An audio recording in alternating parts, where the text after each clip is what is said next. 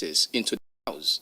First civilian governor of Lagos State, Lateef Jakonde, was at the residence to sympathize. It was a good one, and I pray that God will bless you.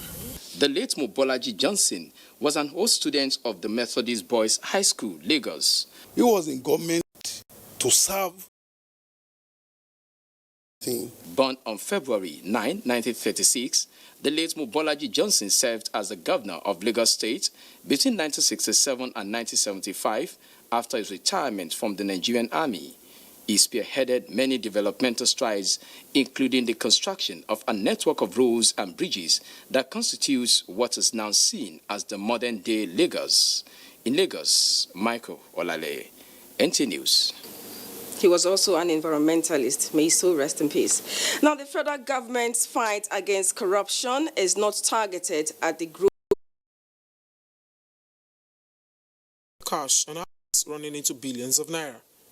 Acting chairman of the commission noted with dismay the activities of cyber fraudsters, popularly known as Yahoo Boys, and most worrisome. We give away at least 40%, and we will do everything possible to know their real value. One has to recover a reasonable amount since it is a budget line. We cannot tolerate, we cannot condone any abuse of office. That's a contribution from Lagos. Nationwide continues with Lydia in Abuja. Lydia, over to you. Many thanks, Jennifer. Progressives Governors Forum is advocating paradigm shift and information dissemination about government activities in order to breach the barrier often created between the leaders and the followers. A meeting between the forum and state commissioners of information held in Abuja has developed an operational model to achieve this. Salu Abdullahi reports. Advent of social media, information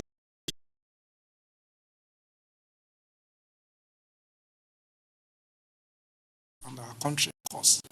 How do we get better at what we do as in governance, and how do we communicate and expand the horizon of all the states in Nigeria? And then, of course, how do we represent our country even to the outsiders? So that it's not just the negative that everybody sees. What about how do we project the good things that we are doing in this land? This is part of effort to facilitate accelerated development through programs designed to improve quality of life of citizenry. In Abuja, Salihu Abdullahi, NTA News. The minority leader of the National Assembly, Senator Eyinaya Abaribe, has stressed the importance of proper oversight of the executives, ministries and departments to ensure that funds meant for project executions are adequately utilized. He was speaking at a special plenary session held in his honor by the Abia State House of Assembly in Umuahia. Ifeanyi Okoli has more. Special plenary was a platform for the Abia State lawmakers to intimate their senior colleagues at the National Assembly of the need to fast-track project development in the state, especially now that the budget defense is ongoing. The State National Assembly minority leader, Eyinaya Abaribe, who was accompanied by the Deputy Whip of the House of Representatives, Nkiruka Onyecha, urged Abia State lawmakers to always uphold the tenets of the Constitution and ensure that people of Abia get value for whatever funds they have appropriated from the floor of the House. The rights and privileges that every member of this chamber has is that you serve as the conscience of the people of Abia State. And we started to work together towards making sure that things that we have to attract from the federal, we started doing that. Abia State House of Assembly, Chinedum, to ensure that the federal government adopts Abia State Polytechnic as a federal institution and other appeals. The special plenary was attended by both serving and former members of Abia State House of Assembly. In Umuahia, Ifeanyi Okoli, NTA News. It's now time to join Kaduna, where Abdullahi is standing by with the latest from that zone. Hello, Abdullahi. Thank you for joining us in Kaduna. About 3 million children are to be vaccinated against measles in Kano State during a 2-week statewide campaign embarked upon by the state government. We apologize for that hitch. Let's move on with the news. The federal government has developed a new national policy that will enable gender balance in accessing government support and privileges in agriculture. The document produced by the Federal Ministry of Agriculture was introduced to the public by the Minister of Agriculture and Rural Development, Mohamed Sabo Nanunu. Musa Babaliu has details. No farmers, no nation has been the slogan of Nigerian farmers, depicting their importance to the socio-economic development of any country. But the women folk are insisting that no woman, no food on the table should be added to the farmers' slogan. Their role, however, is beyond keeping food on the table, but cut across the entire value chain, from planting to farm management, harvesting, processing, and marketing. They all do these not without challenges, especially in areas of access to loan facility, input, and intervention from government. That given the fact that women are more than men in population returns that we have as a country, better attention needs to be given for women's participation. The National Gender Policy in Agriculture is devoted to further uplift women's contribution to national food production. The opportunities that agriculture offers now is so huge and so encompassing that if we are going to move forward, we have to make women all inclusive in our development plans, and especially as they relate to agriculture. The policy will allow women to have access to land and loan facility to not only own heavy-duty equipment, but also establish a processing factory. Musa Baba Aliyu, NTA News. We now go back to Kaduna, where Abdullah is now ready with his stories. Thank you for joining us. About 3 million children are to be vaccinated against measles in Kano State during a 2-week statewide campaign backed upon by the state's government. At the flag-off ceremony, the state deputy governor, Nasiru Yusuf Gawuna, said the move is part of efforts to consolidate on the gains of Ganduje administration's health interventions initiative. Let's now join Abdullah Mustafa for details of that report. The measles vaccination campaign is a routine exercise to curb the spread of the major child killer disease. About 3 million children from 9 months to 5 years are expected to be vaccinated during the 2 weeks exercise. It is to be conducted in various locations across the 484 political wards of the state. Kano State Deputy Governor Nasir Yusuf Gawuna, who flagged off the campaign in Nasarawa local government area, disclosed that already 2.9 million doses of anti-measles vaccines have been received from the National Primary Health Care Development Agency. Parents, you should understand that unvaccinating young children are at high risk of measles and its complications, which includes death. The measles complications include blindness, deafness, brain swelling, and severe diarrhea. Representatives of traditional rulers, local government chairmen, and development partners who are members of the State Task Force on Immunization assured of adequate mobilization towards successful conduct of the exercise. In Kano, Abdullah Mustafa, NT News.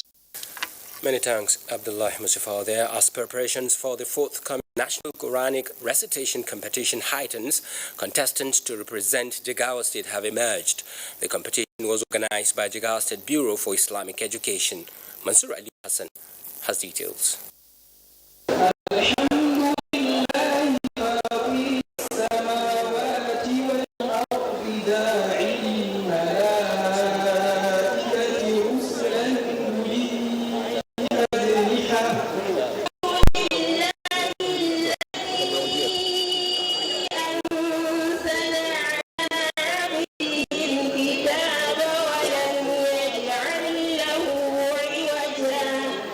Lawan Bello Idris from Birnin Kudu and Farida Sabo from Gagarawa local government areas emerged the overall winners in male and female categories of the competition in that order. Governor Muhammadu Badu Abubakar, presented by his deputy Umar Namadi, commended the organizers and challenged the winners and other contestants to prepare ahead for the national competition scheduled to hold in Lagos later in the year. Speaking at the occasion, described Quran as a holy book that carries universal message, advising parents to train their words on its teaching. I advise to the contestant to be sincere in whatever they do. In their effort of recitation of the Quran, in joining and in participating in any competition, they should be sincere, hardworking, diligent in order to reach the highest stage they can ever reach, inshallah ta'ala. And prizes were presented to the overall winners and other deserving contestants. From Dutse, Mansour Ayu Hassan, NTA News. And that report from Dutse ends nationwide. From Kaduna, Lydia will continue the news in Abuja. Lydia. Many thanks, Abdullahi. Kano State Governor Abdullahi Umar Ganduje has inaugurated a 16-member commission of inquiry into the alleged kidnap and sale of 9 children from the state. The commission, chaired by a retired Kano High Court judge, is in addition to identifying the causes, victims, and culprits. It is also expected to recommend ways of preventing future occurrences. Abdullahi Mustafa has details.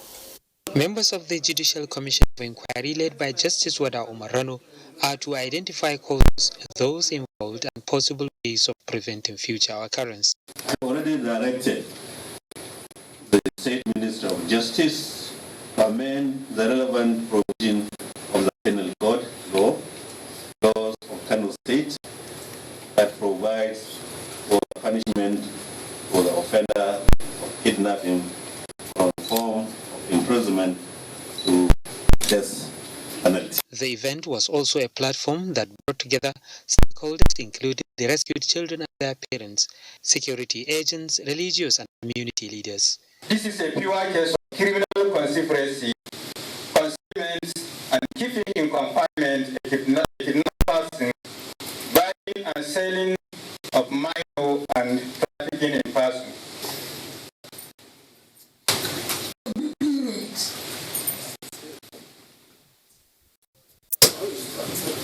I want to thank the people of Kano State for their understanding, because it is that type of thing that ignites crisis in town. I want to thank them for their history. Parents of the rescued children thanked Kano State government and the police for reuniting them. In Kano, Abdullahi Mustafa, NTA News. In the meantime, the Nigerian Police Gombe State Command has paraded suspects in connection with abduction of some children aged between 2 and 3 years. This follows the recent rescue of 2 abducted children by detectives in Anambra State.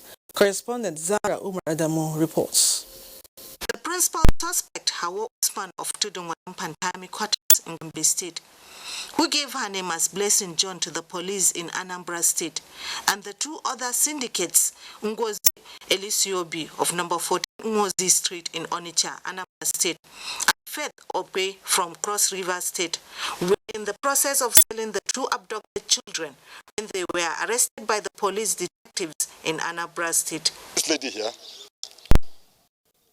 who calls herself Blessing John, but in actual fact, her real name is Hawa Usman. But she now presents herself in Anambra as Blessing John. And she was the principal suspect that took these children down to Anambra to go and sell to these 2 women. The suspects will be charged to court as soon as police investigations are over. In Gombe, Zara Omar Adam, NTA News. Meanwhile, Minister of Women Affairs and Social Development, Pauline Talent, says the federal government is mapping out strategies to implement its policies and enact laws for a stronger national response to end cases of sexual and gender-based violence in Nigeria. She said this at the 19th National Council meeting on Women and Social Development held in Akure, Ondo State capital. Doris Olumoko reports. Speaking on the theme of the 19th National Council meeting on Women Affairs and Social Development, which centered on gender equality and social inclusion, a panacea for peace, unity, and sustainable development in Nigeria, the minister says women have resolved to wage war against cases of sexual exploitation, rape, child trafficking and other condemnable acts being experienced by women. The implication is that we have to intensify our efforts, strengthen existing partnerships, forge new strategies, alliances in addressing some of the challenges of building pathways to sustainable growth and development. Also, a wake up for women to rise up and play their necessary role in every phase of our national development. Ekiti, Duna, Akwa Ibom, Lagos, Ondo, and Kwara State were honored for their gender-friendly policies. Akure, Doris Lumoko, NTA News. Let's now join Kemi in Ibadan for stories from there. Hello, Kemi. Media and welcome to Ibadan. Provision of adequate equipment and conducive environment for members of staff are the focus of the management of the Nigerian Television Authority towards ensuring optimal performance of staff. Director General NTA Malam Yakubu Ibn Mohammed said this at a meeting with management and staff of Ibadan Network Center. The Director General is committed in his efforts at providing staff with adequate state-of-the-art equipment and ensuring optimal welfare for enhanced productivity. He urged members of staff to support the management and frowned at indiscipline. The first television station in the whole of Africa was established in Ibadan, right here where we are, some 60 years back. So coming to Ibadan for me is historic. I've always wanted to visit, and I must say that I'm happy with what I've seen. It's coming. We encourage the staff to do more than what they've been doing in the past. The DG was accompanied by the management to operational areas for an on-the-spot assessment of facilities at the NTA Ibadan Network Center, where he remembered with nostalgia the good old days when he joined NTA as a reporter. Studies from clinical sciences revealed that 422 million adults have diabetes worldwide, causing 1.5 million deaths annually. This was at the Southern Region Sensitization Workshop for stakeholders in the sugar subsector on sugar and health, the myth and facts held in Ibadan. Correspondent Rafael Animashaun Badmos has the details.